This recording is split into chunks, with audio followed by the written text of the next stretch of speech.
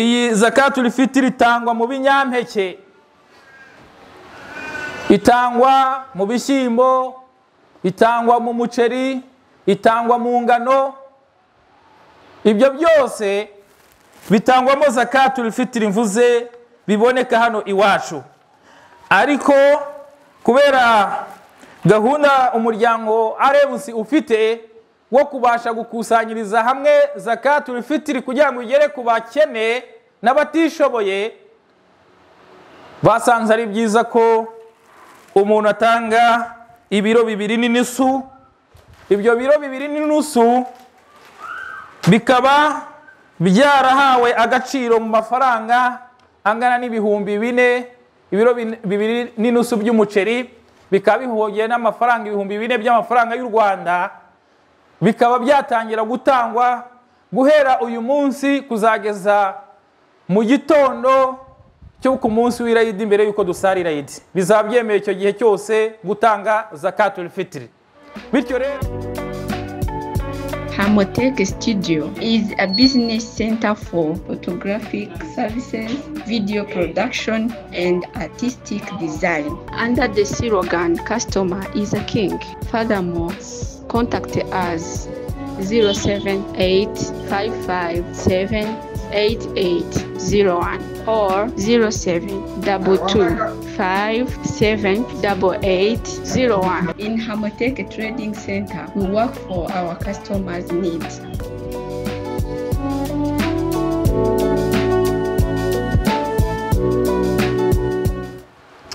ikuzo n'ibisingizo byuzuye ni bya Allah subhanahu wa ta'ala, we waremye ibihe ndetse ibihe akabirutishanya, hakabamwo ibihe biruta ibindi muri byo. Nk'uko yafashe amezi amwe akayarutisha yandi, ndetse n'iminsi imwe akayirutisha iyindi, ndetse n'amajoro amwe akayarutisha yandi majoro.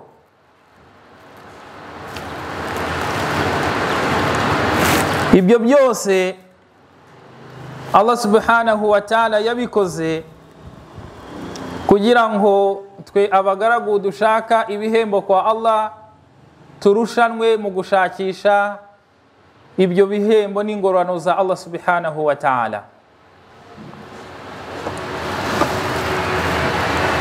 Ibyo rero Allah yabikoze kubw'ingabire ze n'impuhwe ze zigaruka ku bagaragu be. Ibyo rero bidufasha kongera ibikorwa byiza ndetse bikanadufasha kugira ubushake mu kubaha Allah subhanahu wa ta'ala.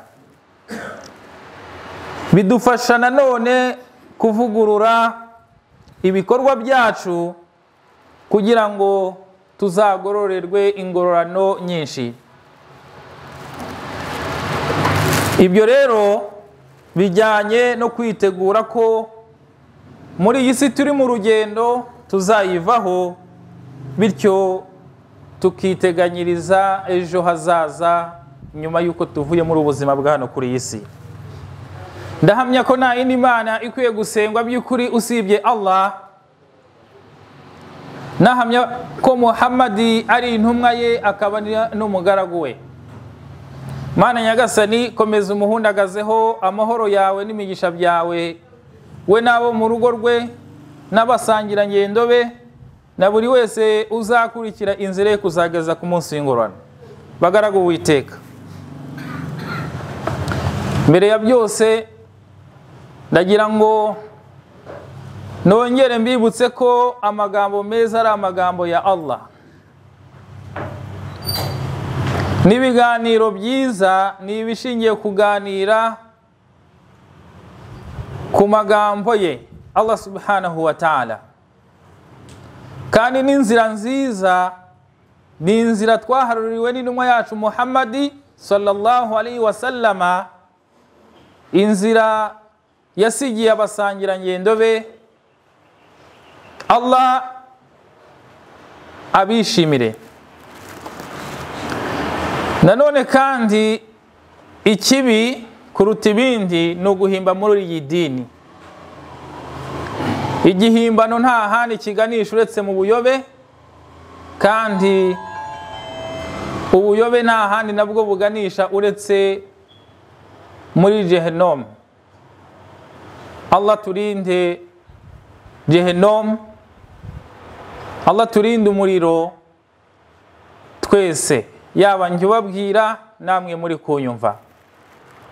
Bagaragu ba Allah, tugeze mu minsi 10 ya nyuma y'ukwezi gutagatifu kwa Ramadan. Iyi minsi 10 ya nyuma Qur'ani irayivuga,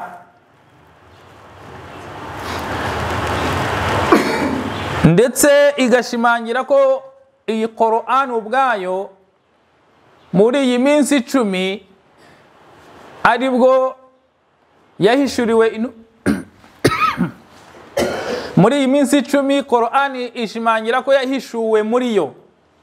Iyi minsi 10 ya nyuma Imana iratubwira muri Qur'an iti inna anzalnahu fi laylatil qadri,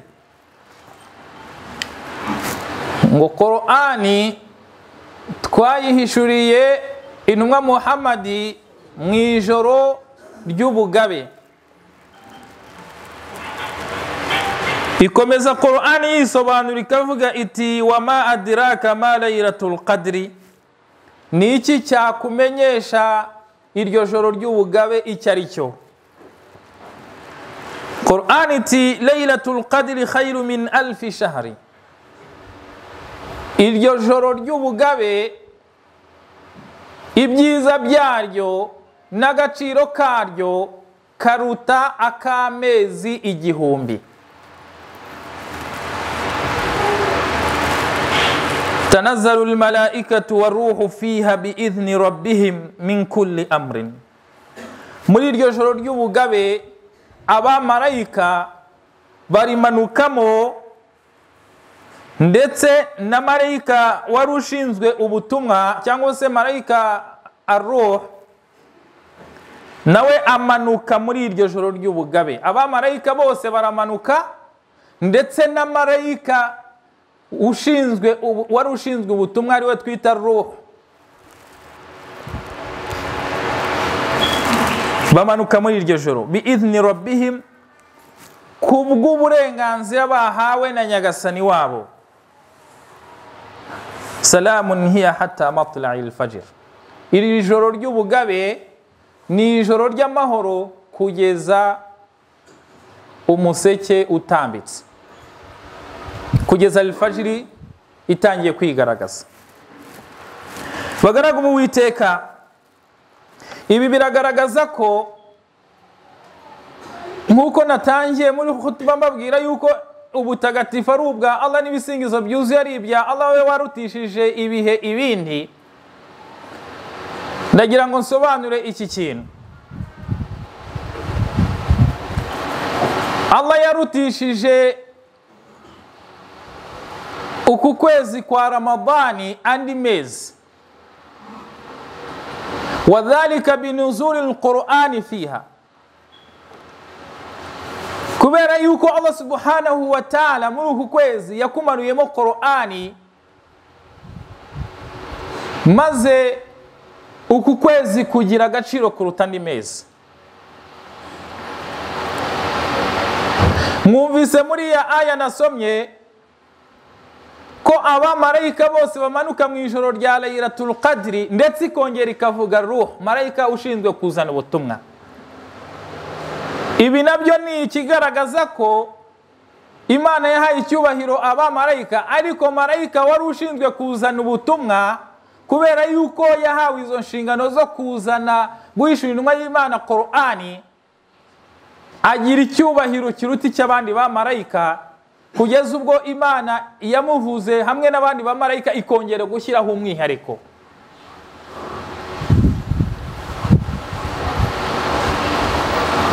Aya mezi 12 ku Mana, ukwezi kwa Ramadani niko kuruta andi mezi.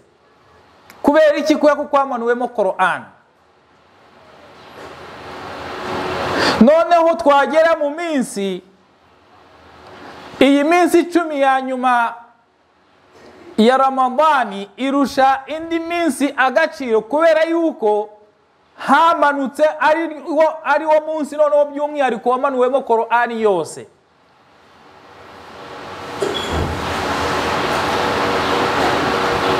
Ibi rero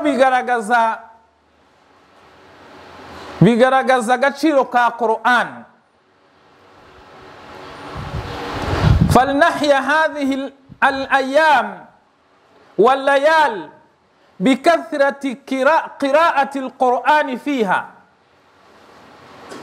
natwe duhe agaciro iyi minsi, duhe agaciro aya majoro dusoma kenshi Qur'an في تراويحنا وفي قيامنا لنكثر فيه قراءة القرآن إيمانا واحتساب الأجر من الله سبحانه وتعالى. tubikore nta kindi tugamije usibye gushaka ibihembo no kwishimirwa na Allah subhanahu wa ta'ala. Umunyamahirwe ni wa wundi uzasanga Laylatul Qadri, izasanga arimul qiyamul layli, arimo asoma Qur'an. Allah subhanahu wa ta'ala nkuko nababwiye mu yindi aya yaravuze ngo shahru ramadani alladhi unzila fihi alquran, ukwezi kwa Ramadani niko kwaishwemo Qur'an. Fahadha ash-shahru shahru qira'ah, shahru tirawa, shahru tadabbur fi ayati Allahi subhanahu wa ta'ala wal amalu biha. Uku kwezi rero ni ukwezi kwa Qur'an, ni ukwezi ko gusoma Qur'an, ni ukwezi ko kongera gushishoza tugasesengura izi aya za Qur'an, iki gitabo cya Qur'an, wa nutiha ahamiyatuha, tukayiha agaciro kayo. ويا للأسف بعض منا جعلوا هذا الشهر شهر موسم الطعام ولبس اللباس جديدة، وليس غاية هذا الشهر في لبس والطعام، وإنما في كثرة العبادات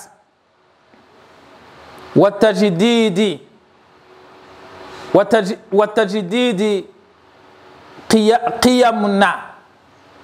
ukwezi ntabwo ari ukwezi ko kurya, si ukwezi ko kurya neza, si ukwezi ko kwambara neza, ahubwo ni ukwezi kwa Qur'an, ko kongera kureba muri ethics zacu, mu myitwarire yacu, mu mibereho yacu, mu myitwarire yacu.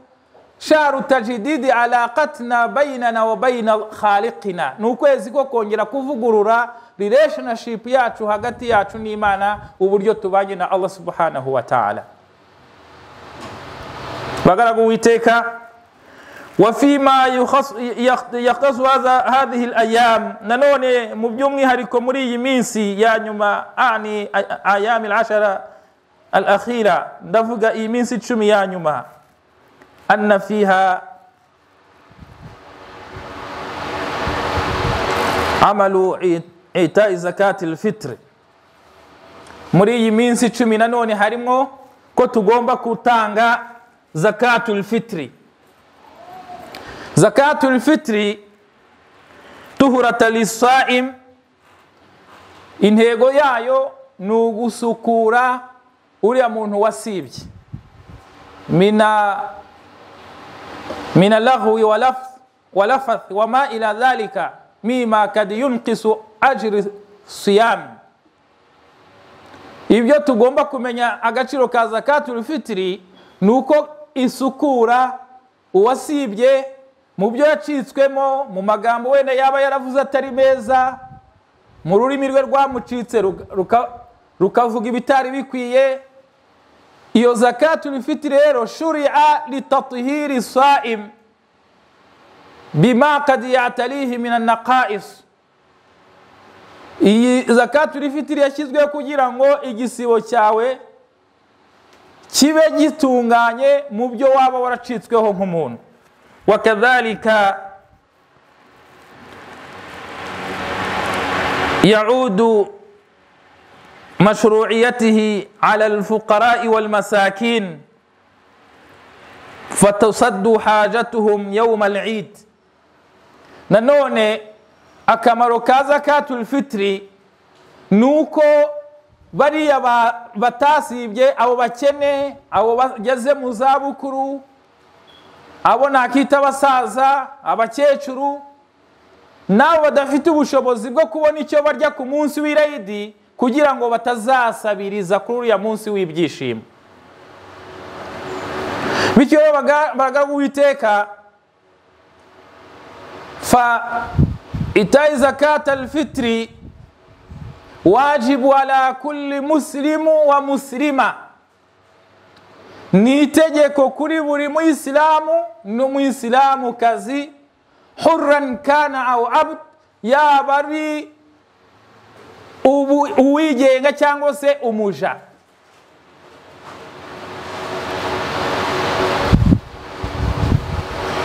وتؤد هذه الزكاة حتى المولود يوم العيد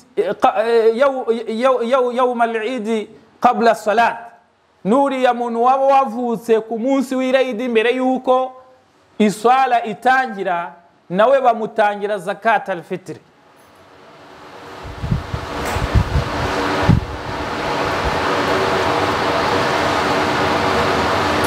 nanone ni byiza gutangira zakat al-fitri uriya mwana ukiri mu nda, nabyo biremewe nubwo atari itegeko. Bityo rero bagaragu Uwiteka, fa azakatul fitri la khususiya, zakatul fitri ufite umwihariko.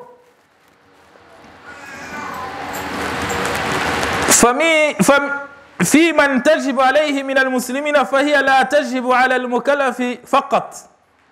ntabwo zakatul fitri reba umuntu wujuje ubukure gusa, bal tajibu zakatul fitri ala كما ذكرت على كل مسلم حرا أو عبد أو رجل أو امرأة صغيرا كان أو كبير. والدليل على ذلك في صحيحين من حديث ابن عمر رضي الله عنه: وفي فرض رسول الله صلى الله عليه وسلم زكاة الفطر من رمضان على كل نفس من المسلمين حرا أو عبد أو رجل أو امرأة صغيرا أو كبير. iyo ni imvugo ya Ibn Umar iboneka muri Sahihaini, ivuga ko intumwa y'Imana Muhammad sallallahu alaihi wasallam yategetse gutanga zakatul fitri muri Ramadani kuri buri muntu w'umuyisilamu, kuri buri nafsi y'umusilamu, yaba ari uwigenga cyangwa se umuja, umugabo cyangwa se umugore, umwana cyangwa se umuntu mukuru. Watutazi zakati min al-hubub, iyi zakatul fitri itangwa mu binyampeke, itangwa mu bishyimbo, itangwa mu muceri, itangwa mu ngano. Ibyo byose bitangwamo zakatul fitri mvuze biboneka hano iwacu. Ariko kubera gahunda umuryango Arebusi ufite wo kubasha gukusanyiriza hamwe zakatul fitri kugira ngo igere ku bakene n'abatishoboye, basanze ari byiza ko umuntu atanga ibiro 2 n'inusu. Ibyo biro 2 n'inusu bikaba byarahawe agaciro mu mafaranga angana n'ibihumbi 4. Ibiro 2 n'inusu by'umuceri bikaba bihogeye n'amafaranga ibihumbi 4 by'amafaranga y'u Rwanda, bikaba byatangira gutangwa guhera uyu munsi kuzageza mu gitondo cyo ku munsi w'irayidi mbere yuko dusara irayidi. Bizaba byemeye icyo gihe cyose gutanga zakatul fitri. Bityo rero uburyo itangwa, ufata umubare w'abana bawe n'umugore wawe nawe ubwawe yaba ari umwana wavutse cyangwa se ukiri mu nda watwitwe, hanyuma ukabatangira zaka ukubye icyo giciro twavuze cy'ibiro 2 n'igice, cyangwa se ubivunje mu mafaranga ibihumbi 4 ugakuba n'umubare ufite.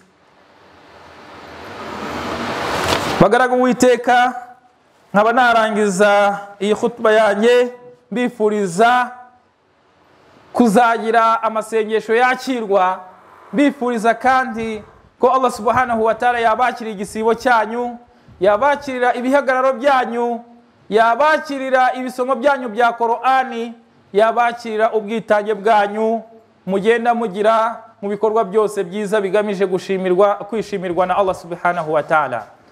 Wala asrina al-insana lafi khusr ila alladhina amanu wa amilus salihat wa tawasaw bil haqq wa tawasaw bis sabr. Barakallahu li wa lakum bil Qur'an azim wa nafa'ani wa iyyakum bi dhikri hakim. Astaghfirunahu wal ghafurur rahim wa huwal barrul karim.